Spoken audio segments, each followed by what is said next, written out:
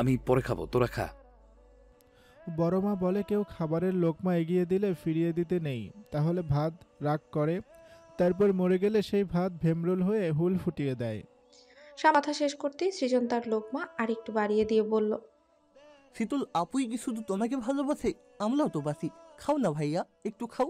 তুমি না খেলে শীতল আপু সুস্থ হয়ে যখন জানতে পারবে তোমাকে খাওয়াতে পারিনি, তখন আমাদেরকে খুব রাগ বলবে। শুধু চুপ করে আছে। তা দেখে সীতারা এগিয়ে এলেন। ছেলের মাথায় বুকে পিঠে হাত বুলিয়ে কান্নারত স্বরে খেতে বললেন। শুধু লাল বর্ণ চোখে চুপ করে বসে মাথা নিচু করে আছে। এদের কিভাবে বোঝাবে ভাতের লোকমা তার গলা দিয়ে নামবে না। কিন্তু সাম্য সৃজন আবারও আদরি সুরে বলল, ভাইয়া একটু খাও। কথাটা বলে সৃজন ফট করে বলল, সাম্য হাত ধোয়নি, আমি হাত ধুয়েছি, আমারটা খাও।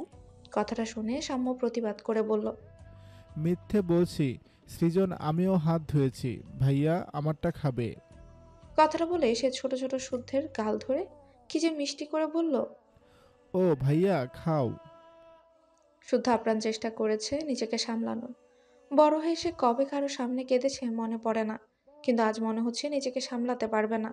আর এই দুটোকে এখন ফিরিয়ে দিলেও নিজেরাও খাবে না, বরং কেঁদে ভাসাবে। সে কিছুক্ষণ চুপ থেকে বলল, আমাকে না জ্বালালে তোরা কেউ শান্তি পাস না, তাই না? একজন তো আমার ঘুম হারাম করে আরামের ঘুম ঘুমোচ্ছে। আমার প্লেটের খাবার না খেলে নাকি তার পেটই ভরে না। তাকেও ডাক, এসে আমার খাবারে ভাগ বসাক। তাকে এটাও বলিস, সে ভাগ না বসালে আমার গলা দিয়েও কিছু নামতে চায় না। কথাটা বলেই থেমে সে পুনরায় বলল, এখন তোদের বাচিটা বোন নেই, এই জন্য তোরা এসে জ্বালাচ্ছিস। কেউ শান্তি দিবি না আমাকে, তাই না? এত জ্বালালে চলে যাব, আর ফিরবো না বলে দিলাম। শুদ্ধের কান্না ভেজা কণ্ঠস্বর শুনে পুনরায় সকলের চোখ দিয়ে অশ্রু ঝরে গেল। ছেলেটা যে বুকটা ফেটে যাচ্ছে বুঝতে বাকি নেই কারো। শুধু থামতেই শখ ফুপিয়ে কাঁদতে কাঁদতে বলল, কোথায় যাবে শুনি? আমরাও তোমার পিছনে পিছনে ঠিক চলে যাব। কথাটা শুনে শুদ্ধ এবার শখের দিকে তাকালো। শখের কান্নারত লাল হয়ে যাওয়া মুখের দিকে তাকাতে চোখে পড়ল স্বর্ণের দিকে। স্বর্ণ ছলছল চোখে তাকিয়ে আছে। সে সবার মতো মুখ ফুটে কিছু বলতে পারে না। চৌধুরী নিবাসে ভাই বোনদের মধ্যে মুখচোরা স্বভাবের হচ্ছে শুদ্ধ আর স্বর্ণ। শুধু চারজনের দিকে তাকিয়ে দেখে চারজনই প্লেট হাতে দাঁড়িয়ে আছে। সে এবার সাম্যের হাতের খাবারটা মুখে নিল। চিবানোর আগে চোখ থেকে ঝরঝর করে অশ্রু ঘুরে পড়ল। সৃজন সে অশ্রু ছোট হাতে মুছে দিয়ে লোকমা বাড়িয়ে দিল। শীতলকে কৈফিয়ত দিতে হবে তো নাকি? আমি কিন্তু মিথ্যা বলতে পারবো না। সৃজন ছোট্ট হাত দিয়ে মুছে দিল ভাইয়ের অশ্রু। সেটা শুদ্ধ মুখে নিতেই শখ এগিয়ে এলো। ভাইয়ের দিকে লোকমা বাড়িয়ে দিয়ে বলল, হাসান অদূরে দাঁড়িয়ে ছলছল চোখে বন্ধুর দিকে তাকিয়ে আছে। বেচারা শুদ্ধ না পারছে ভাত গিলতে, না পারছে ভালোবাসা মেশানো ভাত উগলে দিতে। সে পানির বোতল এগিয়ে দিলে শুদ্ধ পানি দিয়ে ভাতটা গিলল শুধু। তারপর নিল শখের বাড়িয়ে দেওয়া লোকমাটা। স্বর্ণ চুপ করে দাঁড়িয়ে আছে, তার হাতেও ভাতের লোকমা। তবে সবার মতো সে এগিয়ে আসেনি দেখে শুদ্ধ বলল, সবাই যে যেমন পারছে অত্যাচার করছে, তুই বাচ্চাবে কেন? আয়। স্বর্ণ এগিয়ে এসে সেও ভাইয়ের মুখে ভাত তুলে দিল। বাকিদের মতো সে ভ্যাবে করে কাঁদতে পারে না। যদি পারত তাহলে ছোট বোনটার জন্য সে প্রাণ ভরে কাঁদত। সে এগিয়ে শুদ্ধের মুখে লোকমা দিল, তবে কিছু বলতে চাইলেও বলতে পারল না। শুধু অনেক কষ্ট করে খাবারটা গিলে ওদের খেতে বলল। কেউ ঠিকঠাক খেতে পারলো না, তবে দু একবার মুখে নিয়ে রেখে দিল। এরপর চার ভাই বোন শুদ্ধর পাশ ঘেঁষে কাঁধে মাথা রেখে বসলো। চুপ করে পাঁচ ভাই বোন তাকিয়ে আছে আইসিইউ রুমের দরজার দিকে। অপেক্ষা করছে কখন শীতল উঠে দৌড়ে এসে বলবে। কিন্তু আফসোস, সে আসবে না। উঠে আসার ক্ষমতা তার নেই। সেভাবে বসে থেকে অনেকক্ষণ কেটে গেল। সারাদিন যেমন তেমন গেলেও সাম্য সৃজন শুদ্ধের হাত আঁকড়ে ধরে তাড়াতাড়ি ঘুমিয়ে গেছে। শুধু দুহাত বাড়িয়ে দুপাশ থেকে বুকে আগলে রাখলো দুই যত্ন সহকারে। সেখানে যাওয়া আসা করতে থাকা নার্স ডাক্তাররাও মুগ্ধ হলেন তাদের ভাই বোনদের এমন ভালোবাসা দেখে। বেশ কিছুক্ষণ পর নার্স জানালো শীতলের হার্টবিট স্বাভাবিক হচ্ছে। আশা করা যাচ্ছে খুব তাড়াতাড়ি তার জ্ঞান ফিরবে। সত্যি সত্যি তার জ্ঞান ফিরল। ছটফট করে খুঁজতে লাগলো শুদ্ধকে। বাড়ির সবাই একে একে দেখা করে গেল, তবে শীতলের চোখ খুঁজে চলেছে তার বিশুদ্ধ পুরুষকে। যে তার সাথে দেখা করতে গেছে তাকে জিজ্ঞাসা করছে শুদ্ধের কথা। শুদ্ধ শুনলো ঠিকই, তবে গেল না। সে যাচ্ছে না দেখে হাসান বলল, যাচ্ছিস না কেন? এতক্ষণ আমাকে টেনশনে আধমরা করে এখন ডাকলেই আমার যেতে হবে? যাব না। শরীর খারাপ করলে মাকে সামলাবো নাকি মেয়েকে? এর চেয়ে বাড়িতে যাওয়া উচিত। কথাটা শুনে হাসান এবার হেসেই ফেলে। এদিকে রাত অনেক বেড়েছে, হসপিটালেও ভিড় বেড়েছে। ওটি কিংবা আইসিইউর সামনে এতজন রাখা সম্ভব হচ্ছে না। অনুরাই নিয়ে ঝামেলা করছে। পরে বাধ্য হয়ে ম্যানেজার শুদ্ধকে কথাটা জানায়। শুদ্ধ শুনে শারাফাত চৌধুরীকে বলল সবাইকে নিয়ে চলে যেতে। হাসান থাকবে, সায়ান থাকবে, কোনো সমস্যা হবে না। সায়ানের কথা উঠতেই শারাফাত চৌধুরী বলেন, তা সে কথায় কি এমন রাজকার্য করে বেড়াচ্ছে যে বিপদের দিনেও ভাইয়ের কাছে এসে বসার সময় পাচ্ছে না? তাকে ডাকো, ডেকে বলো যেখানে থাকুক এক্ষুনি যেন উপস্থিত হয়। ওনারা কথা শুনে স্বর্ণ জানালো রাস্তায় আছে, চলে আসবে। যদিও মোটেও তা নয়, আসলে কথা বললেই কথা বাড়বে, তাই কথাটা বলে থামালো সে। তারপর শীতলকে আইসিইউ থেকে ভিআইপি কেবিনে নেওয়া হলো। আরেক দফা সবার সাথে দেখা হলো শীতলের। শুধু আবারও তাড়া দিতে ওনারা যাওয়ার জন্য পা বাড়ালেও সিমিন চুপ করে বসে রইল শীতলের হাত ধরে। সবার যাওয়ার কথা শুনে শীতলের হাসিটুকু মুছে গেল। শক্ত করে মায়ের হাত আঁকড়ে ধরল। বড় মার দিকেও করুণ চোখে তাকালো। অনেক কষ্টে বড় আব্বুকে অনুরোধ করলো তাকেও নিয়ে যেতে। এখানে তাকে একা রাখতে না। সে একা থাকতে পারবে না হসপিটালে, তার ভালো লাগে না। এসব অবান্তর কথায় সময় যাচ্ছে দেখে শুধু কেবিনে এলো। শীতলের দিকে না তাকিয়ে সবাই আরেকবার তাড়া দিল সবাইকে। শীতল বুঝলো শুদ্ধ থাকবে, তাই সে কোনো কথা বাড়ালো না, বরং সবার যাওয়ার পরপরই শুদ্ধের বুকে হামলে পড়ার অপেক্ষায় রইল। বাড়ি বাকিরা একে একে গেলেও সিমিন এখনো স্থির হয়ে বসে আছে। মায়ের মন যেতে চায় না, সায়ও দিচ্ছে না। ওনাকে বসে থাকতে দেখে তখন শুধু অন্যদিকে তাকিয়ে বলল। কথাটা শুনে সিমিন ফোলা চোখে তাকায়। শুদ্ধ পুনরায় বলে।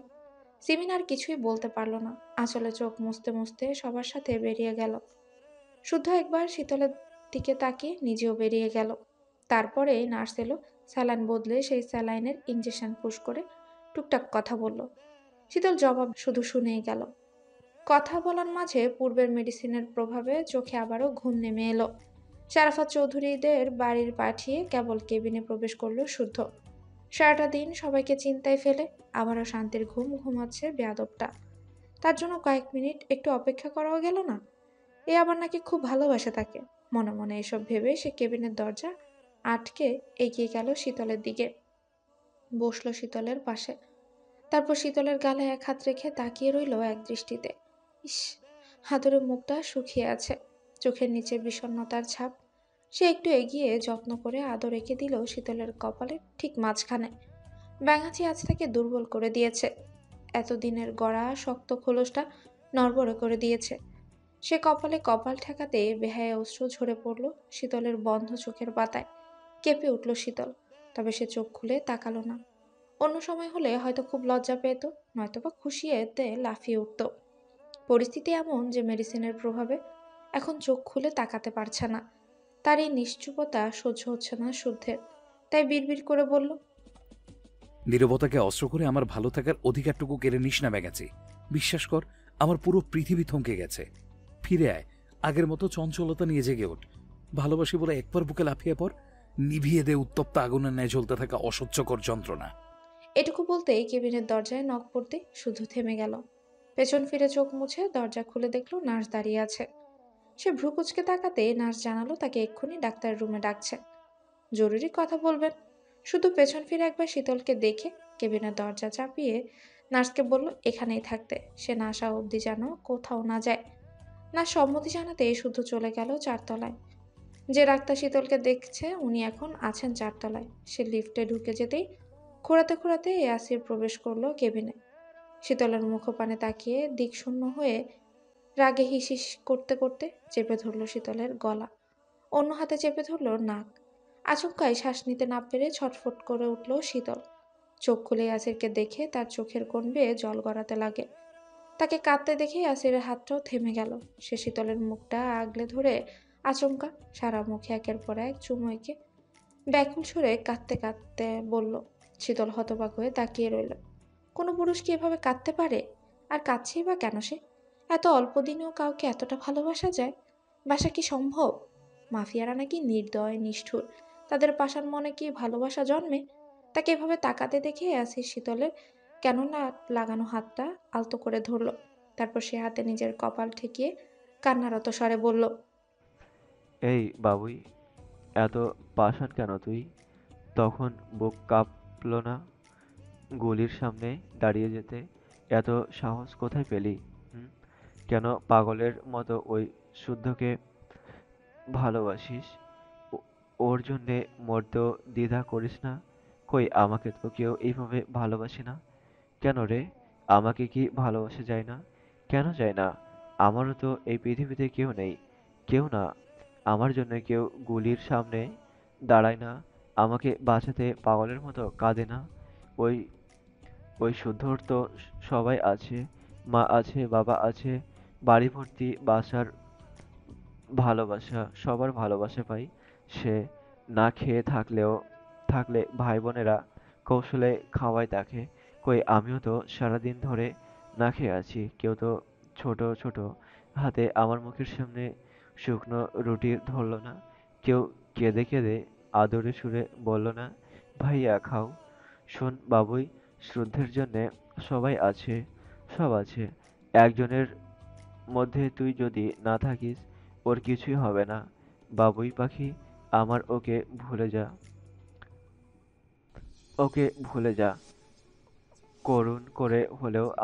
করুণা করে হলেও আমাকে ভালোবাস। একটু সামান্য একটু। আমার ভীষণ হিংসে হচ্ছে, শুদ্ধকে মেরে ফেলতে ইচ্ছে করছে। ও তোকে হসপিটালে নিয়ে এলো বলে সেটা ভালোবাসা হয়ে গেল। দেখ না, দেখ আমিও গা ভর্তি জ্বর নিয়ে তোর কাছে ছুটে এসেছি। গুলি আমার পায়েও লেগেছে। ইচ্ছে করেনি সেটা বের করার। শুধু তোকে দেখতে সেই সকাল থেকে চাতক পাখির মতো অপেক্ষা করেছি। একা একা ছটফট করছি তোর কষ্ট দেখে। আমারটা কিভাবে আমারটা কি ভালোবাসা না? ভালোবাসা কোনটা, কাকে বলে ভালোবাসা? হ্যাঁ বল, বল না কিভাবে ভালোবাসতে হয়। তুই আমাকে শিখিয়ে দে না হয়। আমি সেভাবেই সেই নিয়মে ভালোবাসবো তোকে। প্রমিস, সেই নিয়মে অবদ্ধ হব না, একটুও না, এক ফোঁটাও না। এই যে আমাদের লাভ গুরু সহিব শুদ্ধ, ওইদিকে কই যাস? লিফট থেকে বেরিয়ে কয়েক ধাপ এগোতেই হাসানের গলা শুনে দাঁড়িয়ে গেল শুদ্ধ। হাসান এগিয়ে এসে হাসতে হাসতে শুদ্ধের কাঁধে চাপড় মেরে বলে, সোনায় বাঁধানো কপাল রে তোর ভাই, নয়তো কেমনে কি। আমি তো দৃশ্যটুকু জাস্ট ভুলতে পারি না। এই তোর ব্যাঙাচি। যাক, অবশেষে আল্লাহর দরবারে লাখ লাখ শুক্রিয়া যে এখন সব ঠিকঠাক। তো আপাতত সকালে সেসব ঘটনার ধার ধারে না। সে ভ্রু কুচকে বলে, তোকে রেস্ট করতে পাঠিয়েছে, তুই এখানে কি করছিস?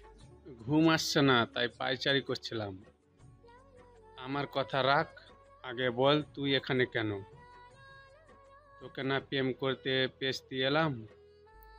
ডাক্তার ডেকেছে। ডাক্তার? কোন ডাক্তার? আলতাফ খন্দকার। হঠাৎ? জানি না কি বলবে, শুনতেই তো যাচ্ছিলাম। তুই শিওর? না মানে আমি কিন্তু পার্কিং লটে আলতাফ স্যারকে অনেক আগে বেরিয়ে যেতে দেখেছি, কথাও হয়েছে আমার সাথে। আমি যতদূর জানি ওনার ভাবি সুসাইড করেছে আজ রাতে। উনি হসপিটালে থাকতে পারবে না, এই জন্য মুজাহিদ স্যারকে দায়িত্ব দিয়ে উনি ছুটেছেন ফেনীর পথে। কথাটা শুনে হাঁটতে থাকা শুদ্ধের পা আচমকাই থেমে গেল। তড়িৎ ঘাড় ঘুরিয়ে হাসানের দিকে তাকাতে চোখাচোখি হলো। তারপর কিছু বুঝে দুই বন্ধু দৌড়াতে শুরু করে। তাদের মস্তিষ্কে ক্যাচ করছে খারাপ কিছুর ইঙ্গিত।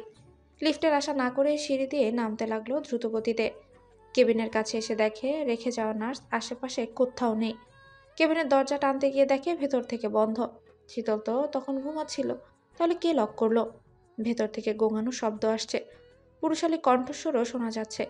হাসান শুদ্ধের দিকে তাকিয়ে আতঙ্কিত গলায় বলল, ভাই, ইয়াসের ভিতরে নাকি? ও কিভাবে? ওর গলায় তো মনে হচ্ছে। শুধু জবাব দিল না, বরং লাথি দিতে লাগলো কেবিনের দরজায়। হাসান নিজেও লাথি দিতে লাগলো দরজায়। পরপর লাথি দিতেই খুলে গেল দরজাটা। তারা কেবিনে ঢুকে দেখে অ্যাসির শক্ত হাতে চেপে ধরে আছে শীতলের গলা, আর উন্মাদের মতো সমানে চেঁচিয়ে বলেই যাচ্ছে, কেন ভালোবাসিস না আমায়? হ্যাঁ, কেন ভালোবাসিস না শুদ্ধর জন্যে? ওকে, ওকে তাহলে তোরাও তোরাও বাঁচার দরকার নেই, মরে যা। তুই প্রয়োজনে তোর কবরে রোজ কাঁচা ফুল দেব, নয়তো তোর দেহকে মমি বানিয়ে আমাকে কাছে রেখে দেব। কথাটা বলে ইয়াসির হাতের বাঁধন আরো শক্ত করলো। নিঃশ্বাস নিতে না পেরে শীতল কাটা মুরগির মতো ছটফট করছে। চোখের সামনে সব অন্ধকার হয়ে আসছে। শুদ্ধ ক্ষিপ্ত গতিতে ইয়াসিরের শার্টের কলার ধরে তার দিকে ঘুরালো। তারপর কোনো দিকে না তাকিয়ে একের পর এক ঘুষি দিতেই লাগলো। হাতের কাছে না পেয়ে প্যান্টের বেল খুলেই মারতে লাগলো উন্মাদের মতো করে। ইয়াসির অনেক চেষ্টা করেও পারল না শুদ্ধের সঙ্গে। মার খেতে খেতেই তার নাজেহাল অবস্থা হয়। তবুও সে সমানে বলেই যাচ্ছে, মুক্তি চাস না? মুক্তি পাবি না। কথাটা শুনে শুদ্ধের শরীরে যেন কেউ আগুন ধরিয়ে দিল। সে বেলটা ছুঁড়ে ফেলে চেয়ার তুলে মারতে গেলে হাসান চিৎকার করে শুদ্ধকে ডেকে ওঠে। শীতল হাঁপড়ের মতো নিঃশ্বাস নিচ্ছে। চিৎকার শুনে শুদ্ধ চেয়ার ফেলেই ছুটে গেলেও শীতলের কাছে। শীতলকে বুকে আগলে নিয়ে বলতে লাগলো, শীতল, ভয় নেই, এই তো আমি। টাকা কোথায় কষ্ট হচ্ছে? বল বল আমাকে। শীতল ধীরে ধীরে চোখ বুজে ফেলছে দেখে শুধু পাগলের মতো করতে লাগে। বুকের সাথে চেপে ধরে কত কি বলতে লাগলো। গাল চাপড়ে ধরে রাখতে লাগলো। অবস্থা বেগতিক দেখে হাসান চিৎকার করে ডাক্তারকে ডাকলো, কিন্তু এদিকে কেউ নেই বিধায় কেউ এলো না। অগত্যা সে দৌড়ে ইমার্জেন্সি বিভাগ থেকে ডাক্তার ডাকতে গেল। ধস্তাধস্তির এক পর্যায়ে শীতলের হাতের ক্যানোলাটা ছিটকে কোথায় পড়েছে কে জানে। ক্যানোলা লাগানো হাত দিয়ে গলগল করে রক্ত বের হচ্ছে। গুলি লাগা হাতের ব্যান্ডেজে লাল রক্ত ভেসে উঠেছে। শীতলের চোখ বড় বড় করে হাঁ করে নিঃশ্বাস নিচ্ছে। শীতল হঠাৎ শুদ্ধের হাতটা আঁকড়ে ধরল। হাঁপাতে হাঁপাতে অনেক কষ্টে উচ্চারণ করলো, কষ্ট হচ্ছে, শ্বাস নিতে পাচ্ছি না। কথাটা বলতে বলতে নার্স ডাক্তারও ছুটে এলো। পেশেন্টের অবস্থা দেখে অক্সিজেন মাস্ক লাগিয়ে দিল। শীতল হাঁপড়ের মতো শ্বাস নিতে লাগলো একের পর এক। হার্টবিট দ্রুত গতিতে ছুটছে। তার চোখের কোনা বেয়ে ঝরছে অশ্রুবিন্দু। বেশ কিছুক্ষণ পর শীতলের নিঃশ্বাস স্বাভাবিক হলো। সে অক্সিজেন মাস্কটা সরাতে গেলে শুদ্ধ বারণ করলে শীতল সেভাবেই কিছু বলল, তবে অস্পষ্ট হলো, বোঝা গেল না। কিন্তু সে কিছু বলার জন্য উতলা দেখে ডাক্তার নিজেই বললেন কি বলতে চায় শুনতে। কথাটা শুনে শীতল মাস্ক সরালো ঠিকই, তবে কিছু বলতে পারল না। বলতে গেলেই তার শ্বাসকষ্ট শুরু হয়ে যাচ্ছে। শুধু নির্বাক, সে যেন বাক শক্তিও হারিয়েছে। নিশ্চুপ হয়ে তাকিয়ে আছে শীতলের মুখপানে। ডাক্তার যদি শীতলকে রেখে শুদ্ধের হার্টবিট চেক করত, তাহলে তাকেও বোধহয় পেশেন্ট বলে চিকিৎসার ব্যবস্থা করত। তার এই নীরবতা শীতলের সহ্য হলো না। সে ফের হাঁপাতে হাঁপাতে বলল, আমাকে বাড়ি নিয়ে চলুন, নয়তো বাড়ির ডাকুন সবাইকে, নয়তো। সে আর পুরো কথা বলতে না পেরে উঠে বসতে চাইল। তার হাত থেকে রক্ত ঝরছে দেখে নার্স রক্ত পরিষ্কার করছিল। শীতল হাত ছুটিয়ে নিয়ে শুদ্ধের বুকে আছড়ে পড়ে বলতে লাগলো, আমার কাউকে দরকার নেই, কারো ভালোবাসার দরকার নেই। আমার আমার শুধু আপনাকেই চাই, মানে শুধুই আপনাকে। আমি তো শুধু তোরই। থাম না প্লিজ, দোহাই লাগে, একটু শান্ত হ। এতক্ষণ ডাক্তার দাঁড়িয়ে দাঁড়িয়ে দেখছিল ওদেরকে। মেয়েটা আঁকড়ে ধরে আছে ছেলেটাকে। বুঝতে বাকি রইল না মূল ঘটনা। তবে পেশেন্টের কন্ডিশন দেখে উনি বলতে বাধ্য হলেন, ইয়ান ম্যান যা চাচ্ছে সম্ভব হলে রাজি হয়ে যাও। শারীরিক মানসিক দুটোই বাজেভাবে ক্ষতিগ্রস্ত হচ্ছে। গুলির আঘাত, কারেন্টের শকের পর ওই যে বেঁচে আছে, এটাই তো শুক্রিয়া। যতটুকু বুঝেছি ওর হার্টেও সমস্যা করছে, যার কারণে বারবার নিঃশ্বাস নিতেও কষ্ট হচ্ছে। কথাটা বলে উনি শীতলকে শান্ত হতে বলেন। কিন্তু শীতল শান্ত হওয়া তো দূর, শুদ্ধের বুকে মাথা ঠেকিয়ে জোরে জোরে শ্বাস নিতে লাগলো। পুনরায় অক্সিজেন মাস্ক তার মুখে ঢুকিয়ে দিল শুদ্ধ। সরাতে গেলেই জোর করে ধরে মাথাটা বুকের সাথে চেপে ধরে। ওদিকে নড়লেই গুলি লাগা হাত ব্যথায় টনটন করছে। সে অস্পষ্ট সুরে বিড়বিড় করেই যাচ্ছে। থামছে না দেখে শুদ্ধ আদুরি সুরে বলল, আমি তোর। প্রমাণ চাস? হ্যাঁ, সকালটা হোক, সকালেই বিয়ে করব। শীতল শুদ্ধের বুকে মাথা ঠেকিয়ে অনবরত মাথা নাড়ালো, অর্থাৎ এখনই বিয়ে করবে। তাকে থামানো যাচ্ছে না দেখে ডাক্তার শুদ্ধকে কিছু বলে নার্সকে নিয়ে চলে গেল। শীতল রক্তমাখা হাতে হাউমাউ করে কাঁদতে লাগলো। তার কান্নার চোটে চোখের পানিতে শুদ্ধের বুকটাও ভিজে গেল। তখন শীতল অস্পষ্ট সুরে হাঁপাতে হাঁপাতে বলতে লাগলো, আমি আপনার বউ হব শুদ্ধ ভাই, এখনই হব, এই মুহূর্তে হব। হয় আপনি আমায় এখনই বিয়ে করবেন, নয়তো আমাকে মেরে ফেলবেন।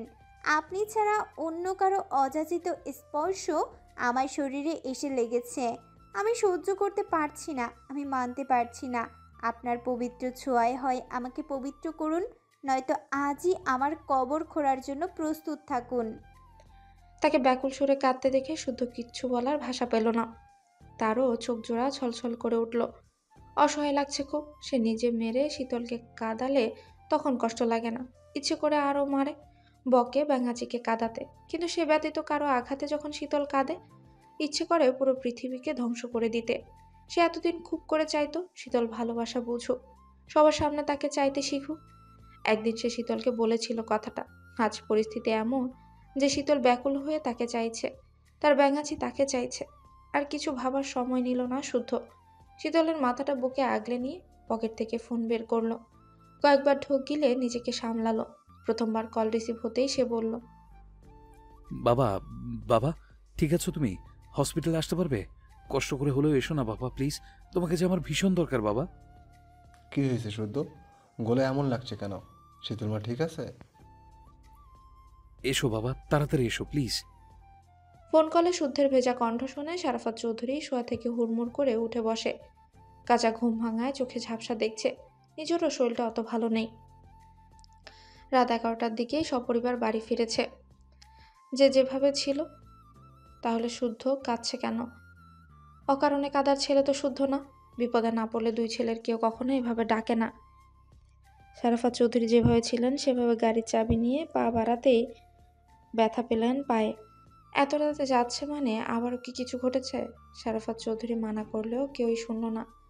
বরং শখ স্বর্ণকে ঘুমন্ত সাম্য সৃজনের দিকে খেয়াল রাখতে বলে হসপিটালের উদ্দেশ্যে বেরিয়ে গেলেন। গেটে থাকা দারোয়ানকে আদেশ করে গেলেন চোখ কান খেওলা রাখতে। ওদিকে শুদ্ধ সায়নকে আসতে বলল একইভাবে। ভাইয়ের ডাক শুনে সায়ন সহ তার সব বন্ধুরা হাজির হলো হসপিটাল। হাসান বেরিয়ে গেছে কাজী ডাকতে। ওইদিকে শুদ্ধ সায়নকেও আসতে বলল একইভাবে। হাসান বেরিয়ে গেছে কাজী ডাকতে। বেরিয়েছে ঠিকই, কিন্তু এত রাতে কাজী পাবে কোথায়? অগত্যা অর্কদের জানাতেই তারা গেল কাজী অফিসের সামনে। সাইনবোর্ডে থাকা ফোন নাম্বারটায় কল দিতেই থাকলো অনবরত। কাজী অফিসের বিল্ডিংয়ে থাকতেন কাজী। সবাই মিলে গিয়ে এক প্রকার চ্যাংদোলা করেই তুলে গাড়িতে নিয়ে বসায় তাকে। বেচারা কাজী ভয়ে টু শব্দ করতে পারল না, কারণ ছেলেগুলো ভদ্রবেশের হলেও সবকটার মুখ দেখে মনে হচ্ছে এরা হাসতে জানে না। ভুলভাল কিছু বললেই ভবলীলা সাঙ্গ করে দিবে। অগত্যা উনি চুপ করে গেলেন, মনে মনে দোয়া পড়তে শুরু করলেন। এদিকে ইয়াসির উঠে বসে তাকিয়ে আছে মেঝের দিকে। শীতলের বলা প্রতিটি কথায় তার কানে ঢুকেছে। তার ছোঁয়া এত জঘন্য, শুধু ছুঁয়েছে বলেই সে এভাবে বলতে পারলো? সে তো, তার ছোঁয়া কি এতটাই জঘন্য? সে তো ছোট থেকে দেখে বড় হয়েছে চুমু খাওয়ার ব্যাপারটা খুব কমন, নারী পুরুষের দৈহিক ব্যাপারটা খুব নর্মাল। যেখানে সে শীতলকে দুবার চুমু খেয়েছে, নোংরা স্পর্শ করেনি, তাও এত ঘৃণা। এদিকে শারাফাত চৌধুরীরা পৌঁছেই শুদ্ধকে কেবিনের বাইরে না দেখে সকলে কেবিনে ঢুকতে হতবাক হয়ে গেলেন। কারণ কেবিনে শুধু শুদ্ধ শীতল না, মাফিয়া কিং ইয়াসির খানও উপস্থিত। রক্তাক্ত অবস্থায় এখনও সেভাবেই বসে আছে। তাকে রাখার কারণও আছে যদিও। বিশেষ করে শুদ্ধ চাচ্ছে তার সামনে ওদের বিয়ে সম্পূর্ণ করতে। শীতলের বেহাল দশা আর ইয়াসিরকে দেখে বড়দের ঘটনা বুঝতেও দেরি হলো না। তবে শুদ্ধের থমথমে মুখ দেখে কেউ কিছুই বলল না, নীরবেই মেনে নিলেন সব। শারাফাত চৌধুরী নিজেই সাদাত চৌধুরীকে কল করে ঘটনাটা জানান। ভিডিও কলে উনিও উপস্থিত থাকলেন। তখন কাজে নিয়ে অর্করা এলো। শীতল মাথায় ওড়না দিয়ে বালিশে হেলান দিয়ে আধশোয়া হয়ে আছে। শুধু তার পাশেই বসা। বাকিরা কেবিনে ছড়িয়ে ছিটিয়ে দাঁড়ায়। কাজীকে আদেশ করতে উনি লেখালেখি সেরে বিয়ের পড়ানো শুরু করে। প্রথমে শীতলকে কবুল বলতে বললে খুব একটা সময় নিল না শীতল।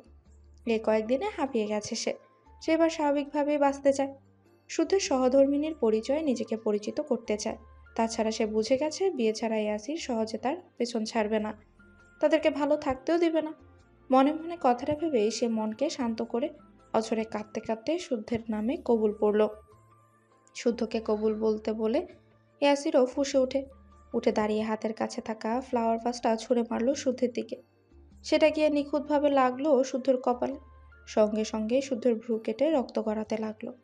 অর্ক সায়নরা হুঙ্কার ছুড়ে তাকে মারতে গেলে শুদ্ধ ওদের থামিয়ে দেয়। কেউ তার দিকে এগোতে গেলে শুদ্ধই সরিয়ে দিল তার কাছ থেকে। তারপর সে ইয়াসিরের দিকে তাকিয়ে তাচ্ছিলেন হাসি দিয়ে শীতলের চোখে চোখ রাখল। সুস্পষ্ট সুরে 3 বার কবুল বলল। তাকে কবুল বলতে দেখে ইয়াসির হঠাৎ চিৎকার করে বলে উঠল, তুমি আজও আমার পাশে দাঁড়ালে না বাবা, আজও না। অথচ তুমি আমাকে প্রতিশ্রুতি দিয়েছিলে শীতলকে আমার হাতে তুলে দেবে। শুধু তোমার কথা ভিত্তিতে আমি বাংলাদেশে ফিরেছিলাম। দিনের পর দিন পড়েও ছিলাম তোমার কথা বিশ্বাস করে। তুমি আজও আমায় ঠকালে, সব জেনে বুঝে আমাকে কষ্টের সাগরে ডোবালে। তুমি থাকতে আজ আমি আবারও হেরে গেলাম, ওরা আমাকে আবার হারিয়ে দিল। তুমি প্রমিস রাখতে পারো না বাবা। ইউ আর লায়ার বাবা, you are liar. I just hate you বাবা, আই জাস্ট হেট ইউ। ইয়াসিরের চিৎকার করে বলা কথাগুলো শুনে সকলেই হতবাক। উপস্থিত সকলে একে অপরের মুখ চাওয়াচাই করছে। ইয়াসির কাকে বাবা বলছে? কে তার বাবা? এখানে বাইরের কেউ তো নেই তাহলে? এদিকে তার কথা শুনে হতভম্ব চোখে তাকিয়ে আছেন শারাফাত চৌধুরী।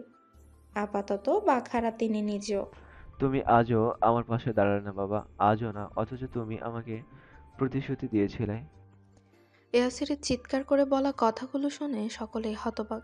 উপস্থিত সকলে একে অপরের মুখ চাওয়াচাই করছে। ইয়াসির কাকে বাবা বলছে? কে তার বাবা?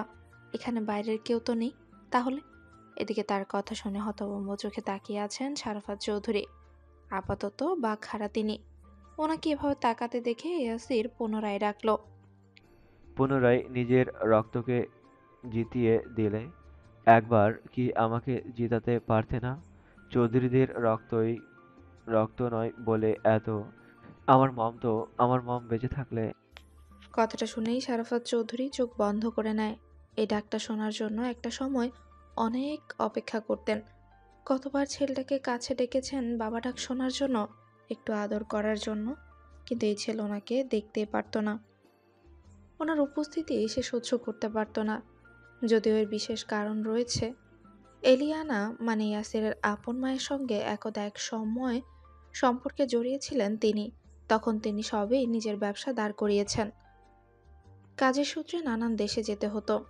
সেবার ব্যবসায়ের কাজে সুইডেনে গিয়ে পরিচয় হয়েছিল ইলিয়ানা খান নামের এক অপরূপ সৌন্দর্যের অধিকারী বিদেশিনীর সাথে। সে বিদেশি ছিল, মুসলিম এবং খান বংশের মেয়ে। তার মামার বাড়ি বাংলাদেশে হলেও আগ্রহ করেও বাংলাদেশে আসেনি কখনোই। এলিয়ানা পেশায় বিজনেস ওমেন। তার স্মার্টনেস, কথার ভঙ্গি, চালচলন, বুদ্ধিমত্তা নজরে পড়ার মতো। ইয়াসিরের মতো সেও নীল চোখের অধিকারী। এই চোখের মোহে তিনিও পড়েছিলেন। যদিও তখন তিনি টকবকে সুদর্শন এক যুবক, অ্যাটিটিউড ছিল শুদ্ধের মতো, নজরে পড়ার মতো। তবে তিনি শুদ্ধের মতো এত রুড কখনোই ছিলেন না। যদিও ছিল না, রাগের দিক থেকেও শুদ্ধ এগিয়ে। তাই এলিয়ানার সঙ্গে এক এক প্রজেক্টে কাজ করতে গিয়েই মেয়েটা কখন যে ওনার মনে জায়গা করে নিয়েছিল, ভালো লাগা এক পর্যায়ে ভালোবাসায় রূপ নেয়, সেটা কখনোই ভাবেনি। অনেকেই ভেবে উনি কথাটা এলিয়ানাকে জানানোর পর জানা যায় এলিয়ানা ডিভোর্সি। একটা ছেলের মাসে, তার ছেলের নাম ইয়াসির খান। ছেলের বয়স 12 কি 13। কথাটা জানার পরও ওনার কোনো আপত্তি ছিল না, কারণ উনি জীবনে সৎ জীবন সঙ্গী চেয়েছিলেন, যার মাঝে নিজের ভালো থাকা খুঁজে নিতে পারবেন, সব পরিস্থিতিতে যে ওনাকে শক্তি সাহস যোগাতে পারবে। কিন্তু সব জেনে এলিয়ানা নিজেই তার প্রস্তাব নাকচ করে, ফিরিয়ে দেন তাকে। তবু উনি হাল না ছেড়ে বোঝাতে থাকে এলিয়ানাকে। এমনকি দেশে ফিরেও সরাসরি নিজের বাবা মাকে জানান। সব জেনে ওনারা অমত করেন, কারণ ওনারা কিছুতে একজন ডিভোর্সি মেয়েকে পুত্রবধূ হিসেবে মেনে নিবে না। এ নিয়ে নিবাসে অনেক দ্বন্দ্ব হয়। উনি অফিস যাওয়া বন্ধ করে দেন, নিজেকে রুমবন্দি করে ফেলেন। পরে একদিন ভাবেন এলিয়ানার কাছেই চলে যাবে আর দেশেই ফিরবে না। কিন্তু রেডি হয়ে হন্য হয়ে খুঁজেও উনি ওনার পাসপোর্ট ভিসা খুঁজে পান না।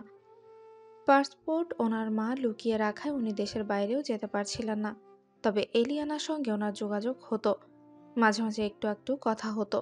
এভাবে কিছুদিন যাওয়ার পর হঠাৎ ওনার মা পাসপোর্ট ভিসা স্বেচ্ছায় ওনাকে ফিরিয়ে দেন। নিজের মুখে বলেন এলিয়ানার কাছে চলে যেতে।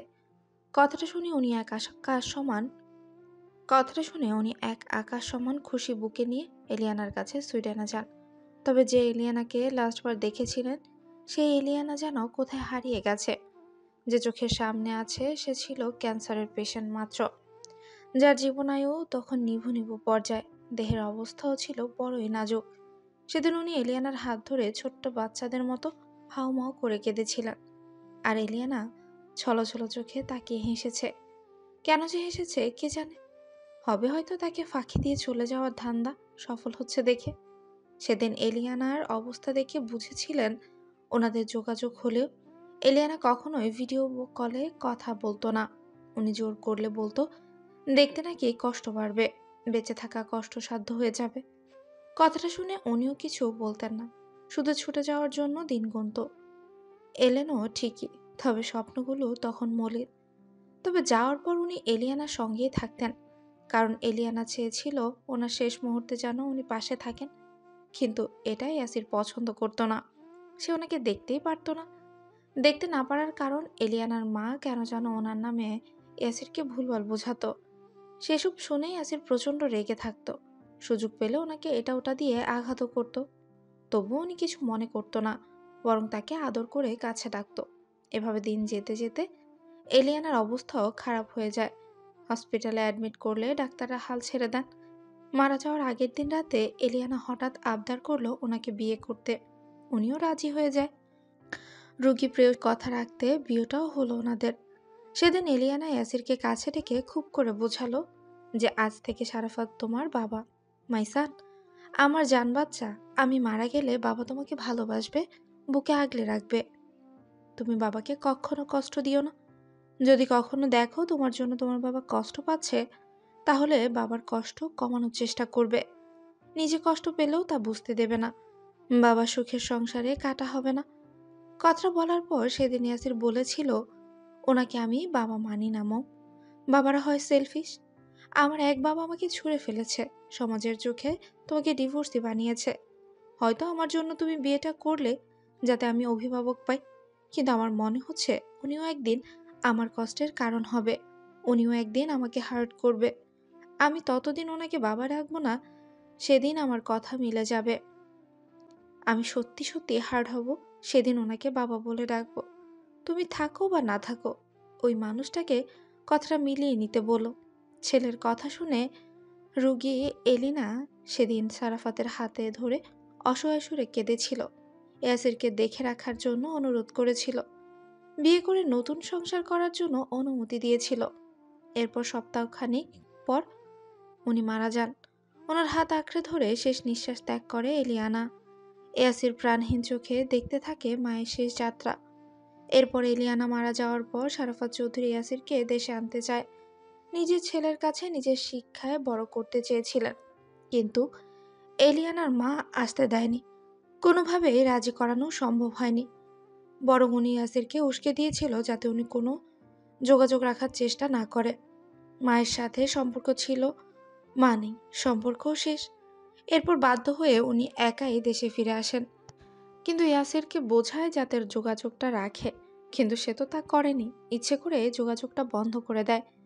এলিনার মা ইয়াসিরকে নিয়ে লাপাতা হয়ে যায়। পরে শারাফাত হন্য হয়ে খুঁজে কোনোভাবে তাদের হদিস পায় না। যারা চেনা পরিচিত ছিল তারাও কিছু বলতে পারেননি। এভাবেই হঠাৎ ইয়াসির ইচ্ছে করে হারিয়ে যায় ওনার কাছ থেকে। এদিকে তখন ছেলের অবস্থা দেখে শারাফাত চৌধুরীর বাবা মা পাত্রী খুঁজতে শুরু করেন। পরিকল্পনা ছিল বিয়ে দিয়ে ছেলেকে ঘরমুখী করে ফেলবেন, কিন্তু শারাফাত চৌধুরী মেয়ে দেখতে গেলে বলে উনি বিবাহিত, ওনার একটা ছেলে আছে এবং প্রথম স্ত্রী মারা গেছে। কথাটা শুনলেই বিয়ে ভেঙে যেত। কথাটা রটেও গিয়েছিল যে শারাফাত চৌধুরী বউ মরা, কিন্তু কে সেই বউ ছিল কেউই জানতে পারেনি। বিদায় শারাফাত চৌধুরীর বাবা একটু চালাকি রটিয়েছিলেন যে ছেলে বিয়ে করতে চায় না তাই মিথ্যে বলে। বউ বাচ্চা দেখতে না পেয়ে সবাই সেটাই বিশ্বাস করে। এরপর বছরখানেক পারতেই সীতারার সঙ্গে বিয়ে হয়। সীতারাকে উনি নিজেই পছন্দ করে বিয়ে করেন। সেসব দিন অনেক আগেই অতীতের নামে দলিল হয়ে গেছে, কিন্তু আজকের পরিস্থিতি সেটা না চাইতে অনেক কথা মনে করিয়ে দিচ্ছে। পূর্বের স্মৃতিকথা স্মরণ করে উনি এবার তাকালেন সীতারার দিকে। নিশ্চুপ হয়ে সীতারাও তাকিয়ে আছেন স্বামীর মুখের দিকে। মুখ দেখে বোঝার উপায় নেই ভেতরকার ঝড়। তবে ইয়াসিরের কথা শুনে উনি এক পা দুপা করে এগিয়ে এলেন। মন দিয়ে দেখলেন ইয়াসিরের মুখের গড়ন এলিনার মুখের সাথে বেশ মিল আছে। উনি এবার মুখোমুখি দাঁড়িয়ে সরাসরি জিজ্ঞেস করলেন, তোমার আবদার মেটানো সম্ভব নেই ইয়াসির। যাকে চাও সে কিছুক্ষণ আগে চৌধুরী বাড়ির পুত্রবধূ হয়েছে। ওর দিকে চোখ তুলে তাকানো তোমার জন্য হারাম। এখন কি চাও তুমি? শারাফাত চৌধুরী ছেলের স্বীকৃতি নাকি অন্য কিছু? স্বীকৃতি ছাড়াও বেঁচে আছি। সম্পত্তি কি আমার কম আছে? আপনার স্বামীর থেকে জীবনে প্রথমবার যেটা চেয়েছি সেটা দিতে পারেনি। উনি বুঝিয়ে দিয়েছেন আমি পর। মুখে যতই ছেলে ছেলে করে দরদ দেখাক, দিন শেষে আমি পর। সারা জীবন পরই থাকবো। এজন্যই তো আশা ভরসা দেখিয়ে আপন ছেলেকে জিতিয়ে দিয়েছে, প্রাপ্তি তুলে দিয়েছে নিজের ছেলের হাতে। অথচ কমাস আগে যখন অনাকাঙ্ক্ষিতভাবে আমাদের যোগাযোগ হলো, আমাকে বলেছিলেন মাফিয়াগিরি মেয়েবাজি ছাড়ি তবে আমাকে চৌধুরী বাড়ির সবচেয়ে সুন্দর ফুলটা দেবে। সেই আশাতে আমিও ভেবেছিলাম ফুলটা আমার স্বর্ণের দোহাই দিয়ে সব কমিয়ে দিয়েছিলাম। আর স্বর্ণ ছিল তো অজুহাত মাত্র। চৌধুরীর আরেক পুত্রকে খেলানোর মাধ্যম। অনেস্টলি বলছি, শুরু থেকেই শীতলের প্রতি দুর্বল ছিলাম আমি। নয়তো প্রথমবার কিডন্যাপারের সময় তাকে শেষ করে দিতাম। অনেকক্ষণ ধরে ইয়াসিরের আবোল তাবোল কথা শুনে সায়ন এবার ফুঁসে ওঠে। এসব আবোল তাবোল কথাবার্তা সহ্য হচ্ছে না তার। সে বাবার দিকে একবার তাকিয়ে সরাসরি প্রশ্ন ছুড়ল। ও কি বলছে? তুই ওর বাবা? শারাফাত চৌধুরী অস্বস্তিতে পড়লেন না, মুখ কাঁচামাচুও করলেন না, বরং সকলের সামনে ধীর কণ্ঠে বললেন, হ্যাঁ, আমি ওর বাবা। ও হচ্ছে এক বিশেষ মানুষের দেয়া আমানত। শুদ্ধ সায়ন বাঘ হারিয়ে হতভম্ব চোখে তাকিয়ে আছেন। এই ঘটনা জানতো না তারা, শুধু জানতো তাদের বাবা কাউকে খুব ভালোবাসতেন। সে অসুখে মারা গেছে, কিন্তু না, তাদের বাবারও অতীত ছিল। সে ঘরে সন্তান, তবে ইয়াসির খান।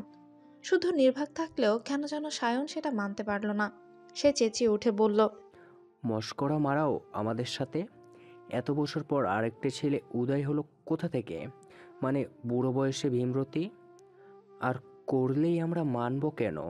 কে নাকি তাকে নাকি? সায়ন ওর কথা শেষ করার আগেই সিতারা ছেলের গালে আচমকা থাপ্পড় বসিয়ে দেয়। আরেক দফা চমকে উঠল সবাই, কারণ চৌধুরী নিবাসে কেউ কোনো সন্তানের গায়ে এভাবে হাত তোলে না। সিমির মাঝে মাঝে শীতলকে মারলেও সিতারা কখনোই এমন করেননি। আজ উনি মারলেও দেখে সিরাত এগিয়ে এসে সিতারাকে সরাতে গেল, কিন্তু সিতারা নড়ল না, বরং আঙ্গুল তুলে সায়নকে কড়া কণ্ঠে জবাব দিল, ওই মানুষটার সঙ্গে উঁচু কণ্ঠে কথা বলবি না, শুনতে পেলি? ভুলেও আঙ্গুল তুলবি না, নয়তো আমার চেয়ে খারাপ কেউ হবে না। সায়ন মাথা নিচু করে নেয়। সায়নের মাথা নিচু দেখে স্বর্ণ এসে দাঁড়ায় তার পাশে। মুখে কিছু না বললেও সামনের মানুষটা বেঁচে গেল, নয়তো মুখে কিছু না বললেও অপলক তাকিয়ে রইল সায়নের মুখের দিকে। সিতারা বলেই সামনের মানুষটা বেঁচে গেল, নয়তো অন্য কেউ হলে সেও পাল্টা আঘাত করতে দুবার ভাবত না। তখনই শুদ্ধ এগিয়ে এলো, সরাসরি প্রশ্ন ছুড়ল সিতারার দিকে, আমরা কেউ উঁচু কণ্ঠে কথা বলবো না, আঙুল তুলবো না, প্রশ্ন করব না? তাহলে যেটা হচ্ছে হতে দেব? কিন্তু সেটা মানা আমাদের পক্ষেও সম্ভব না। তাহলে এখন আমাদের ত্যায্য করবে? যাকে গর্ব করে ছেলের পরিচয় দেওয়া হচ্ছে এতদিন কেন দিল না? এতদিন কি তোমাদের বিবেকবোধ জাগ্রত ছিল না? ওনার সকল ছেলেই বা কেন এতদিন আমাদের চোখের ঘুম হারাম করেছে? কুকুরের মতো দৌড় করিয়েছে তার পেছনে। কেন বারবার আমাদের পরিবার ভাঙার চেষ্টা করেছে? এসব প্রশ্নের উত্তর কে দিবে তাহলে? শুদ্ধ থাম। মেরে ধমকে সায়নকে থামাতে পারলেও শুদ্ধকে থামাতে পারবে না, তা তুমিও জানো আর আমিও। আর যেখানে শীতলের কথা উঠেছে সেখানে থামার প্রশ্নই আসে না। চেষ্টা করে দেখো থামাতে পারো কিনা। তাছাড়া কে কার প্রাক্তন, কে কার ছেলে, এই হিসাব বাড়াতে গিয়ে করো। রঙের আলাপ করতে কাউকে ডাকেনি। এটা একটা পেশেন্টের কেবিন, কারো পুরনো হিসাব কষাকষির আদালত নয়। শুদ্ধর কথাগুলো বলল ঠিকই, তবে তার দৃষ্টি ছিল বাবার দিকে। শারাফাত চৌধুরী দুই ছেলের অভিমানী মুখটা দেখে মৃদু হাসলেন। ইয়াসির শুধু বাবা বলায় ছোটদের মতো অভিমান করছে নাকি তারা? এখনো কি বলবে নাকি তুমি শুধু আমাদের বাবা, আর কারো বাবা না? আর কদিন পরে যারা নিজেরাই বাবা হবে তাদের কাছে এমন অভিমান কি মানায়? তবে পরিস্থিতি বিবেচনা করে উনি ইয়াসিরকে কিছু বলার আগে ইয়াসির শীতলের দিকে এগিয়ে গেল। শীতলের দিকে তাকিয়ে ফিক করে হেসে ফেলে। পুরো কেবিনে ঝড় যাচ্ছে আর বাবুই পাখিটা ঘুমোচ্ছে। কি সুন্দর লাগছে দেখতে। পৃথিবী উল্টে যাক, তার কাছে ঘুমটাই যেন আগে। নয়তো এই পরিস্থিতিতে কোনো সুস্থ মানুষ ঘুমাতে পারে? ঘুম ধরা দেয়? কিছুক্ষণ আগেই শুদ্ধের নামে কবুল পড়ে তাকে অর্ধমৃত্যু করে শান্তির ঘুম ঘুমোচ্ছে বাজিটা। মনে মনে এই কথাটা ভেবে সে শীতলের ঘুমন্ত মুখটা ছুতে গেলে শুদ্ধ খপ করে তার হাতটা ধরে ফেলে। বাধা পেয়ে ইয়াসিরের হাসি বিলীন হয়ে গেল। শুদ্ধের রাগে থমথম করা মুখের দিকে তাকিয়ে সে কথা বাড়ালো না, শীতলের মুখের দিকে তাকিয়ে রইল। তারপর মাথা নিচু করে যাওয়ার জন্য দরজার কাছে যেতে শারাফাত চৌধুরী বললেন, বাড়ি চলো, আমাদের কথা এখনো শেষ হয়নি। রুচি নেই। ইয়াসির, কথা শোনো। শারাফাত চৌধুরী, আপনার সাথে আমার সম্পর্ক কখনো ছিল না, আর যা ছিল আজকে তা পুরোপুরি শেষ। তবে বেঁচে থাকলে আপনার লাশ কাঁধে নিতে আমি আবার আসব। কথাটা শুনে সায়ন চোয়াল শক্ত করে তাকালো ইয়াসিরের দিকে। বাবাকে নিজের দুটো কথা বললেও কেউ হাজিবাজি কথা বলতে মানতে পারবে না সে। আজও পারল না, তাই থমথমে সুরেই বলল, লাস্টবার বলছি, মুখ সামলে কথা বল। অনেকক্ষণ ধরে ইয়াসিরের আবোল তাবোল কথা শুনলেও এবার আর ধৈর্য রাখতে পারল না সায়ন। তেড়ে গিয়ে মারতে ঘুষি ধরে, গালিও দিয়ে বসলো অভ্যাসবশত। ইয়াসির তখনই খপ করে সায়নের হাত ধরে কয়েক পা এগিয়ে এলো। সায়নের চোখে চোখ রেখে সে মুখোমুখি দাঁড়ালো। তারপর সায়নের শার্টের কলার ঠিকঠাক করে দু কাত চাপড়ে বলল, খানরা জানোয়ার হলেও চৌধুরীদের মতো রক্তে বিষ নিয়ে ঘোরে না। এতদিন পরিবার পরিজন ছাড়া কখনোই বাঁচতে পেরেছি বাঁচতে পেরেছি, বাকি জীবনও পারবো। আর তুই এত লাফালাফি করিস না, তোকে এসব সাজে না। কি সাজে না সাজে তুই ঠিক করে দিবি। প্রয়োজনে তাই দেব। এটুকু বলেই সে থামলো। তারপর নিচু স্বরে সায়নের কানে কানে বলল, তোদের কিছু না থেকেও তোরা পূর্ণ, আর আমার সব থেকেও আমি শূন্য। আমি তাহলে? কথাটা বলেই যেতে গেলে সায়ন তাকে যেতে বাধা দিয়ে বুকের কাছটার কলার খাপলে ধরে অগ্নিমূর্তি হয়ে আগুন ছড়া কণ্ঠে বলে, কি বললি ছেড়ে গাস। সহ্য করতে পারবি না। আমি না পেয়ে পেয়ে আমার মাইন্ডে সেট হয়ে গেছে সে আমি কপাল পোড়া। আমার মতো তুই সহ্য করতে পারবি না। এর চেয়ে বেশি লাফাস না, বেশি লাফালে এর ফল ভালো আসবে না। আগাছা হয়ে আছিস, চুপচাপ তাই থাক। কথার মোড় অন্যদিকে ঘুরে যাচ্ছে দেখে সাফওয়ান চৌধুরী দ্রুত এগিয়ে এলেন। তাদের দুজনকে দুদিকে রেখে তিনি মাঝখানে দাঁড়ান, ওদের চুপ করতে বলেন। কিন্তু সায়ন থামলে তো। সে সাফওয়ান চৌধুরীকে সরিয়ে পুনরায় ইয়াসিরের মুখোমুখি দাঁড়ায়, শান্ত কণ্ঠে জিজ্ঞাসা করে, কে আগাছা? তুই? গাঁজা কি খেয়ে এসেছিলি নাকি গিয়ে খাবি? এত পিনিক পাস কোথা থেকে? কথাটা শুনে ইয়াসির না চাইতো হেসে ফেলল। হাসির রোগে ধরল নাকি তাকে? আজ এত হাসি পাচ্ছে কেন তার? সায়নের মুখ দেখে হাসি যেন বেড়েই গেল তার। তাই হাসতে হাসতেই বলল, শাহরিয়ার চৌধুরী, তুমিও আমার মতোই পরগাছা। তোমার শরীরেও চৌধুরীদের এক ফোঁটা রক্ত নেই, তাই তোমারও বাড়তি চোপা সাজে না। এই কথাটা কেবিনের সবাইকে পুনরায় স্তব্ধ করে দিল। সীতারা চৌধুরী আগত ঝড় সামাল দিতে সায়নের পাশে দাঁড়ালেন। তবে কিছু বলার সাহস হলো না। নিরুপায় ভঙ্গিতে ডুকরে কেঁদে উঠল। অশ্রু চোখে মেঝের দিকে তাকিয়ে রইলেন। চোখের দিকে সাহস হলো না তাকাতে। ইয়াসির আর দাঁড়ালো না, বরং শেষবার শীতলের দিকে তাকিয়ে বেরিয়ে গেল। নিজের বুকে আগুন জ্বলছে দেখে বাকিদের বুকেও লাভা ঢেলে দিয়েছে। তাছাড়া সত্যের পাহাড় যখন ধসে গেছে, তখন সব সত্যি বেরিয়ে আসুক। বারে বারে আঘাত পাওয়া চাইতে একেবারে আঘাত পাওয়া ভালো নয় কি? ইয়াসির কথাটা বলেই ধীরে ধীরে প্রস্থান করলো। শরীরে জ্বরে পড়ে যাচ্ছে। পায়ের ব্যথার সাথে মনের ব্যথাও যেন বেড়ে গেছে, আন্দোলন করছে। তাছাড়া এখানে থাকার মেয়াদ ফুরিয়েছে সম্পর্কের দোহাই দেওয়ার কারণ বারণ। এমনিতে পাওয়া না পাওয়ার হিসেবে বরাবরই তার প্রাপ্তি শূন্যের খাতায়, আজও তাই। বলা বাহুল্য, কেউ যখন একের পর এক প্রাপ্তি পায় তখন শেষবারেও প্রাপ্তির আশাই রাখে। কিন্তু তার ক্ষেত্রে আবার উল্টো কিছু ঘটে, কেননা জন্মের পর থেকে তার জীবনে বিয়োগের উপস্থিতিটা একটু বেশি বলা চলে। যেমন প্রথমে জন্মদাতা পিতাকে হারালো, মারও ডিভোর্স হলো, প্রীতি নিয়ম নেইবারের কটু কথার আঘাত, প্রতিনিয়ত নেইবারদের কটু কথার আঘাত, ফ্রেন্ডদের কথার খোঁচা। মাকেও তো কত কাজের জন্য কাছে পাওয়া হতো না। উনি বিজনেস ওম্যান, কাজেই ওনাকে দোষ দিয়েও তো লাভ নেই, কারণ ওনার কারণেই তো তাদের জীবন ভালোভাবে চলতো, ভালো খাওয়া পড়া সবই তো হতো। এরপর নতুন বাবার আগমন ঘটল। দিনের পর দিন মায়ের সঙ্গে ওনাকে দেখে মন বিষিয়ে উঠত। যত ভাবতো ততই যেন ক্ষিপ্ত হয়ে উঠত ওনার প্রতি, অসহ্য লাগতো। এক পর্যায়ে ওনার উপস্থিতি অসহ্যের মাত্রা ছাড়ায়। ইচ্ছে করে বল ছুঁড়ে আঘাতও করেছিল বহুবার, তবুও মানুষটা কিছুই বলতো না, মাথায় হাত বুলিয়ে হাসতেন, শান্ত হতে বলতেন, হাজি বাজি বোঝাতে চাইতো। মায়ের কথা ভেবে ওনাকে বাবা নয় বরং ফ্রেন্ড হিসেবে গ্রহণ করতে বলতেন। আর এটা ওর কাছে ছিল আরো বিরক্তিকর ব্যাপার স্যাপার। এমনও হয়েছে কথায় কথায় আঘাত করার পরও বারবার সখ্যতা গড়তে চেয়েছেন তিনি, সেই বরং এগিয়ে এসেছে। সে এড়িয়ে গেছে, কারণ তার কাছে সখ্যতা মানেই পিছুটান।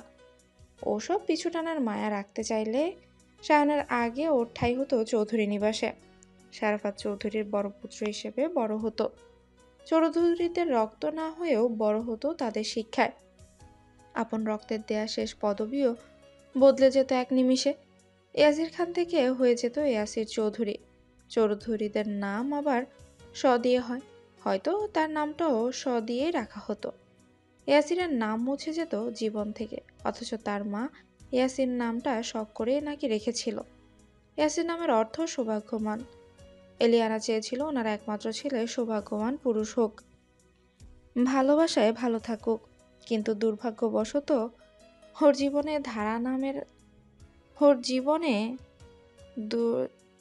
সৌভাগ্য তো দূরে থাক, ভালো জিনিসটারও ধারে কাছে নেই, বরং সর্বদা উল্টোটাই ঘটেছে। এ নিয়ে ভাবতে গেলেও তার ভীষণ হাসি পায়, এবং হাজার কথার এক কথা, শুরু থেকে শারাফত চৌধুরীকে সে বাবা হিসেবে মানতেই পারত না। তার মা মারা যাওয়ার আগে তাকে শারাফত চৌধুরীর কাছে আমানত হিসেবে রাখা তাকে আরো বেশি কষ্টকর ছিল, কারণ সে পুরুষ তার মাকে বিয়ে করলো কিন্তু সংসার করতেই পারল না। তার কাছে তাকে আমানত হিসেবে রাখতে চাওয়াটা কি ঠিক ছিল? হ্যাঁ, শারাফত চৌধুরী মুমূর্ষ সহধর্মিনীর কথা রাখতে হয়তো রাজি হয়েছিল, কিন্তু কারো দয়ায় বাঁচতে চায়নি সে। এই জন্যই তো মূলত লুকিয়ে বেড়াতো, সব যোগাযোগও বন্ধ করে দিয়েছিল। তবুও কিভাবে যেন শারাফত চৌধুরী ঠিকই তাকে খুঁজে বের করত। কাজের নামে বাইরের দেশে গিয়ে তার সঙ্গে দেখা করতে যেত, কিন্তু সে দেখা করতো না। তবুও ভদ্রলোক হাত ছাড়লেন না, আর ওনারও এই কাজে তার রাগের মাত্রা আরো বাড়ত। ইচ্ছে করতো মানুষটাকে মেরে ফেলে ঝামেলা মুক্ত হতে। পরে এমনভাবে গা ঢাকা দিল যে বছরের পর বছর শারাফত চৌধুরীর কোনো খোঁজই পেল না। ততদিনে স্বেচ্ছায় মাফিয়া জগতে পা দিয়েছে। প্রাণের মায়া এর কোনো কালেই ছিল না তার। আর নানি মারা যাওয়ার পর পিছুটানো ছিল না, ইচ্ছে মতো লাইফ লিড করত। সেই ইচ্ছেটাকে প্রাধান্য দিতে গিয়েই তো আজ মাফিয়া কিং নামে পরিচিত। আগে কেউ মাফিয়া কিং বললে গর্ব হতো, ভীষণ খুশি লাগতো। সেই খুশিতে সহিংসতা আরো বাড়ত, পাপের রাজ্যের সুখ পেত। তবে আজ কেন যেন ওই নামের ওজন অনেক বেশি ভার লাগছে। চৌধুরীদের মতো ভালো মানুষদের আশেপাশে এই পরিবর্তন নাকি? এই জন্য সে ভালো মানুষদের দেখতে পারে না। এরা নিজেদের ভালো গুণের ভালো আলোটা অন্যের মাঝেও ছড়াতে চায়। এটা করা কি উচিত? মোটেও না, কারণ সবাই ভালো হলে পাপই কমে যাবে, আর পাপ কমে গেলে বেঁচে থাকাটাও পানসে মনে হবে। ইয়াসির মুখ কুচকে নানান কথা ভাবতে ভাবতে হসপিটাল থেকে বের হতেই দেখে তার গাড়িটা সে সকালে রেখে যাওয়া জায়গাতেই আছে। তবে গাড়ির দরজা খুলে বুরাক বসে আছে। তাকে দেখা মাত্র এক প্রকার ছুটে এলো বুরাক, অস্থির কণ্ঠে কী সব বলল। ইয়াসিরের আপাদমস্তক দেখে মলিন মুখে তাকিয়ে রইল ইয়াসিরের দিকে। শীতলকে গুলি করেছিল বিদায় তার মুখ বরাবর একটা ঘুষি মেরেছিল ইয়াসির, এই জন্য তার ঠোঁট কেটে ফুলে এখনো লাল হয়ে আছে। ইয়াসির তাকে দেখে বলল, আমি মেরেছি বলে কি আমাকে মেডিসিন লাগিয়ে দিতে হবে? ইয়াসিরের কথা বাড়ালো না, গাড়িতে বসে ইশারা করা মাত্রই ড্রাইভার গাড়ি স্টার্ট দেয়। বুরাক মুখ কাচুমাচু করে পানির বোতল এগিয়ে দিলে সেও নেয়। থেমে থেমে পানি পান করে। পানি খাওয়ার একটু পর তার চোখ জোড়া আপনা আপনি ভার হয়ে আসতে লাগে। কষ্ট করেও চোখ টেনে খুলে রাখতে পারছে না। অগত্যা সিটে হেলান দিয়ে চোখ বুঝতেই গলার কাছে সূচ ফুটার মতো ব্যথা অনুভব করলো। এরপর কর্ণকুহরে কেউ যেন ফিসফিসিয়ে বলল। এদিকে ইয়াসিরের কথা শুনে সায়ন শান্ত দৃষ্টিতে তাকিয়ে রইল। সিতারার দিকে। মায়ের কান্নার আজ বলে দিচ্ছে অনেক কিছুই। তার বুকের ভেতর জ্বলছে ভীষণ কষ্টটা, হুল ফুটানোর মতো ফুটছে বুক পাছরে। তবুও সে কথা বাড়ালো না। তাছাড়া শীতলের অবস্থার কথাও ভাবা উচিত। বেচারি শুদ্ধ না পারছে কিছু বলতে, না পারছে আপাতত টপিক চেঞ্জ করতে। সে শুধু বারবার শীতলের ঘুমন্ত চেহারার দিকে তাকাচ্ছে। পাজি শীতলটা মেডিসিনের প্রভাবে এই পরিস্থিতিতেও বেঘরে ঘুমোচ্ছে। সে শুদ্ধকে জেদ করে বিয়ে করার পরপরই যেন তার পৃথিবী সুখে ভরে গেছে। আর কিচ্ছু লাগবে না তার, সে সুখী। আর সেই সুখ নৃত্য করতে করতে তার চোখে ঘুম হয়ে ধরা দিয়েছে। এটা অনেক ধকল সহ্য করেছে, এখন ঘুমোচ্ছে, ঘুমাক। হিসাবের খাতাটা পরেও খোলা যাবে। কথাটা ভাবে সে কান্নারত মায়ের দিকে তাকিয়ে শুধু মলিন হাসল। সীতারা ছেলের হাতে পাগলের মতো চুমু খেলো, তবে মুখে কিছুই বলতে পারল না। সায়নও আগ বাড়িয়ে জিজ্ঞাসা না করে পা বাড়াতে যাবে, তখনই গরু গম্ভীর কণ্ঠস্বর কর্ণকুহরে এসে পৌঁছায়। থমকে দাঁড়িয়ে যায় সে। শারাফাত চৌধুরী তখন গম্ভীর কণ্ঠে বলেন, ছোট বাচ্চা যখন ছিল একটু একটু করে বড় করেছি, এ বুকে আগলে রেখেছি, আঙুল ধরে হাঁটতে শিখিয়েছি, যা যখন প্রয়োজন সেটা এনে দিয়েছি। ভুল করলে যেমন শাসন করেছি তেমন ভালোবাসতেও কমতি রাখিনি। দুই কানে যখন শুনেছি কাউকে পছন্দ করে, তখন বাবা হয়ে ছেলের বিয়ে দেওয়ার দায়িত্ব আমি পালন করব। এখন কে কার থেকে কি শুনে আমাকে বাবা ভাবলো কি ভাবলো না তা দেখার সময় নেই। এতদিন কাউকে আমার ছেলে বলে পরিচয় দিয়েছি,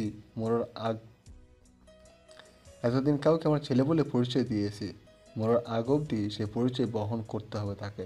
এটাই আমার আদেশ। আর কেউ যদি আমার শাসনকে অবহেলা ভেবে থাকে তাহলে বলবো সে ভুল। আমি শারাফত চৌধুরী জেনে বুঝে কখনো অন্যায় করিনি, কারো হক মানেনি। আমি আমার ছেলেদেরও আমার শিক্ষাই দিয়েছি, আমার নীতিতে তাদের বড় করেছি। সীতারা, তাকে বলে দাও রং ঢং না করে যেন সোজা বাড়িতে যায়, আমাদের সাথে যেন যায়। এটুকু বলে তিনি থামেন। তারপর শুদ্ধের দিকে একবার তাকিয়ে চোখ ফিরিয়ে পুনরায় বলেন, শীতল সুস্থ হলেই দুই জোড়াই বিয়ের অনুষ্ঠান সেরে ফেলবো। এর মধ্যে কেউ যদি ভেবেও থাকে বাড়ি ছাড়বে, পরিবার ছাড়বে, এতিমের রোল প্লে করে রাস্তায় রাস্তায় ঘুরবে, তাহলে সেই জন্য আমার বুকের উপর পাড়াতে চায়। আমিও দেখি তার কত বড় স্পর্ধা।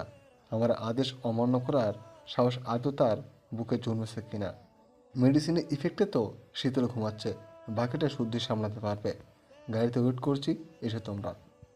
কথাটা বলেই শারাফত চৌধুরী চলে যায়।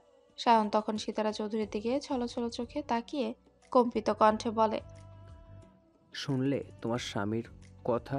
শুনলে ওনার বুক পাড়া দিয়ে চলে যেতে বলল, অথচ উনিও খুব ভালো করে জানে যেতে পারবো না।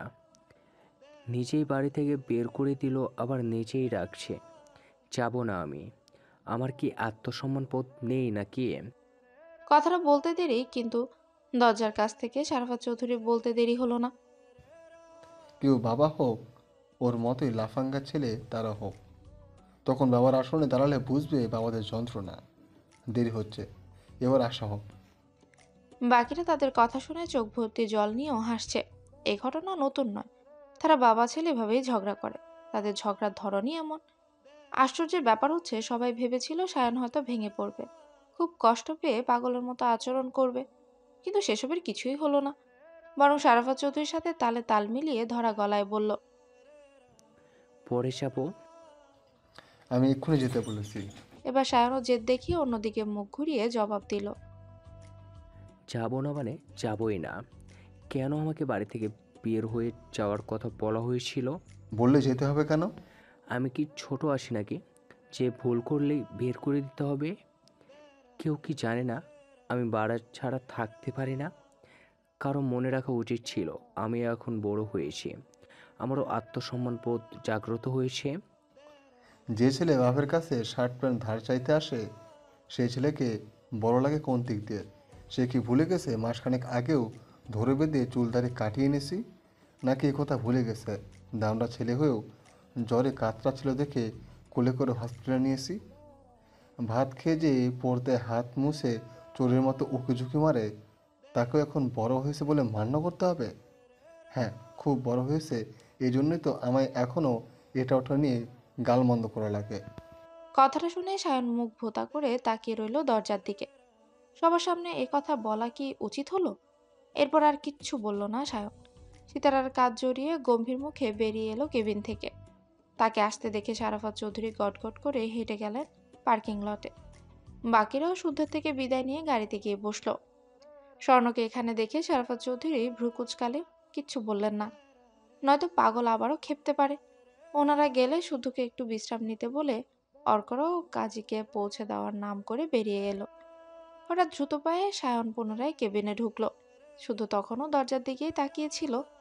কেন যেন মন বলছিল সায়ন আসবে। তার ভাবনা প্রমাণিত করেই সত্যি সায়ন এলো, জড়িয়ে ধরলো ভাইকে, তারপর ফিসফিস করে বলল, ভাগ্যিস মেজর সাহেব আমাদের আগেই জানিয়েছিল, নয়তো আজকে নিজেকে সামলালো কঠিন হয়ে যেত।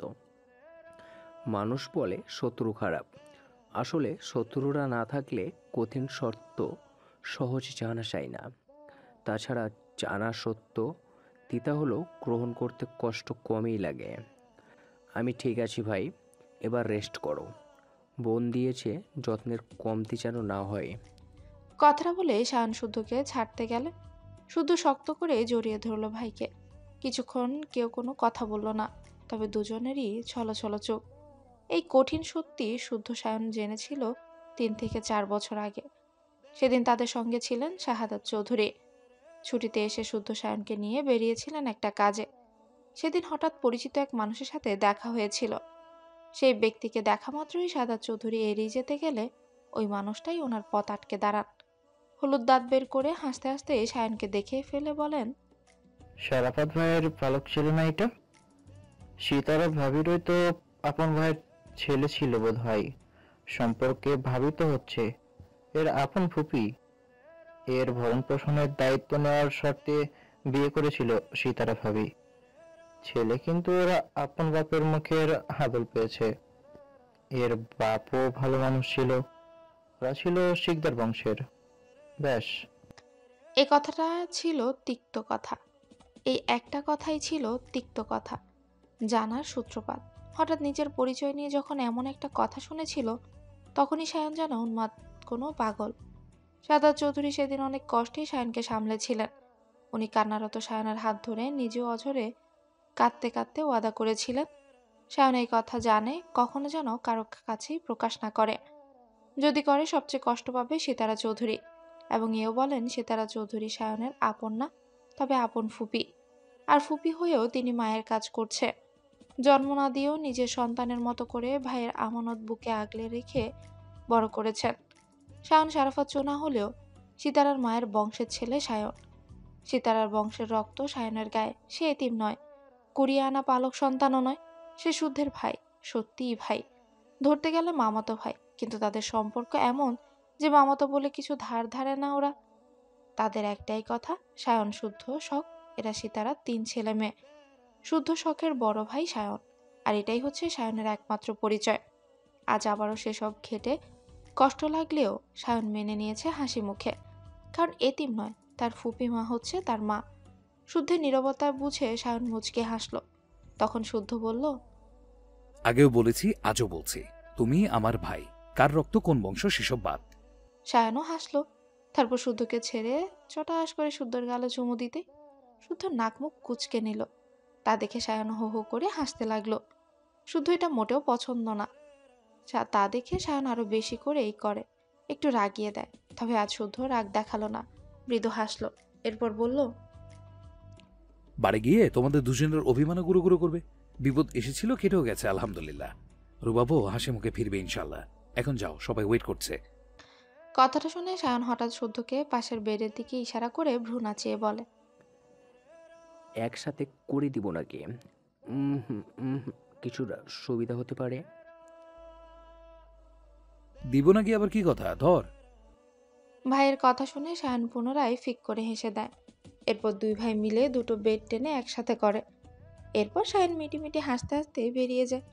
সে যেতেই শুদ্ধ কেবিনের দরজা লক করে ওয়াশরুমে গিয়ে ফ্রেশ হয়ে আসে।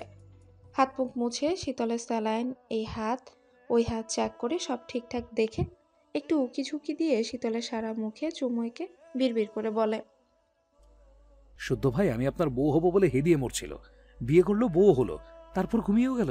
এখন বাসরটা কি আমি বালিশের সাথে সারবো? কথাটা বলতেই বকতে বকতে পাশে শুয়ে পড়ে। ব্যাঙাচিটার সারা শরীরে ব্যথা, নয়তো একটু জড়িয়ে ধরা যেত।